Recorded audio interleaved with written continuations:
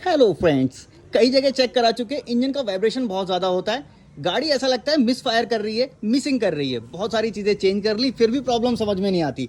छोटा सा पॉइंट कई बार छूट जाता है, आपको दिखा देता हूँ। कभी ऐसा होगा तो उसको ज़रूर चेक कर लीजिएगा। आप देखोगे ये जो आपका इंजन होता है, इंजन के साथ एक इस तरह का ग्राउंड कनेक्शन दिया जाता है। ये जो आपको वायर दिख रही है, ये है ग्राउंड, और ये बॉडी से इंजन को दिया जाता है। और जब ये ग्राउंड प्रॉपर नहीं लगा होगा या इसके बीच में कार्बन आ जाएगा, उस केस में भी ये गाड़ी ऐसे ही मिसफायर करेगी, मिसिंग करेगी, और बैटरी भी गाड़ी की जल्दी डाउन हो जाया करेगी। मेरे साथ सेम ऐसा केस हुआ था 1 साल पहले। वो वीडियो आपको चैनल पे मिल जाएगी,